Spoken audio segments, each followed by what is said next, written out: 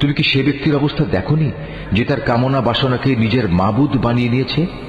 তুমি কি তার মতো ব্যক্তিকে সঠিক পথে আনার কোনো দায়িত্ব নিতে পারো? হে নবী, তুমি কি সত্যি মনে করো তাদের অধিকাংশ লোক তোমার কথা শোনে কিংবা এর মর্ম বোঝে? আসলে ওরা হচ্ছে পশুর মতো, বরং কোনো কোনো ক্ষেত্রে তারা আরো বেশি বিভ্রান্ত। হে নবী, তুমি কি তোমার মালিকের কুদরতের দিকে তাকিয়ে দেখো না কিভাবে তিনি ছায়াকে সর্বত্র বিস্তার করে রেখেছেন? তিনি ইচ্ছা করলে তা তো একই স্থানে স্থায়ী করে রাখতে পারতেন। অতঃপর আমি কিন্তু সূর্যকে তার উপর একটি স্থায়ী নির্ঘণ্ট বানিয়ে রেখেছি। পরে আমি ধীরে ধীরে তাকে আমার দিকে গুটিয়ে আনব। আল্লাহ তাআলাই তোমাদের জন্য রাতকে আবরণ, ঘুমকে আরাম ও দিনকে জেগে ওঠার সময় করে দিয়েছেন। তিনি তার বৃষ্টিরূপী রহমতের আগে সুসংবাদবাহী বায়ু প্রেরণ করেন, অতঃপর আসমান থেকে তার মাধ্যমে বিশুদ্ধ পানি বর্ষণ করেন, যেন তা দিয়ে তিনি মৃত ভূখণ্ডে জীবনের সঞ্চার করতে পারেন এবং তা দিয়ে তার সৃষ্ট অসংখ্য জীবজন্তু ও মানুষের পিপাসা নিবারণ করতে পারেন। পানি বিতরণ পরিকল্পনাকে আমি বারবার তাদের মাঝে সংঘটিত করি, যাতে করে তারা এ বিষয়টি থেকে শিক্ষা গ্রহণ করতে পারে।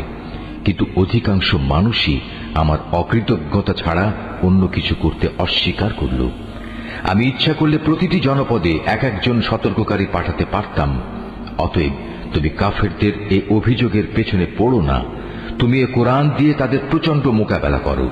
তিনি একই জায়গায় দুটো সাগর একসাথে প্রবাহিত করে রেখেছেন। একটি হচ্ছে মিষ্ট ও সুপেয়, আরেকটি লোনা ও ক্ষার বিশিষ্ট। উভয়ের মাঝখানে তিনি একটি সীমারেখা বানিয়ে রেখেছেন। সত্যি এটি একটি অনতিক্রম্য ব্যবধান। তিনি সে মহান সত্তা যিনি মানুষকে এক বিন্দু পানি থেকে পয়দা করেছেন, অতঃপর তিনি তাকে রক্ত সম্পর্ক দ্বারা পরিবার বন্ধন ও বৈবাহিক বন্ধন দ্বারা জামাই শ্বশুরে পরিণত করেছেন। তোমার মালিক প্রভূত ক্ষমতাবান।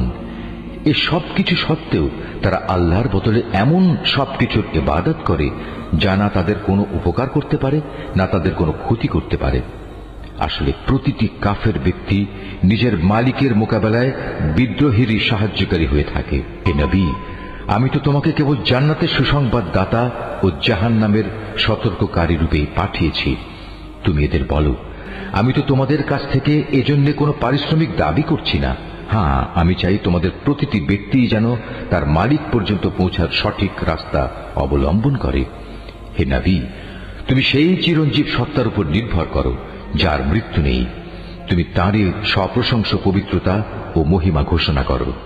তিনি তার বান্দাদের গুনাহ খাতা সম্পর্কে সম্যক ওয়াকিবহাল।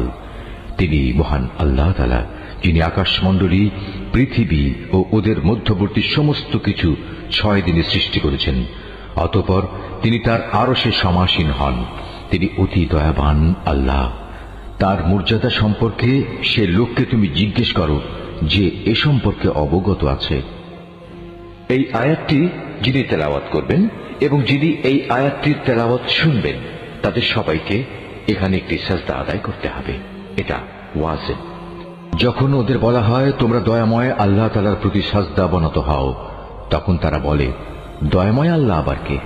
যাকেই তুমি সিজদা করতে বলবে তাকেই কি আমরা সিজদা করব? বস্তুত তোমার আহ্বান তাদের বিদ্বেষ বরং আরো বাড়িয়ে দিয়েছে। কত মহান সেই সত্তা যিনি আসমানে অসংখ্য গম্বুজ বানিয়েছেন। এরই মাঝে তিনি আবার পয়দা করেছেন প্রদীপ সম একটি সূর্য এবং একটি জ্যোতির্ময় চাঁদ। তিনি রাত ও দিনকে পরস্পরের অনুগামী করেছেন তাদের জন্য যারা এসব কিছু থেকে শিক্ষা গ্রহণ করতে কিংবা সেজন্য আল্লাহর কৃতজ্ঞতা জ্ঞাপন করতে চায়।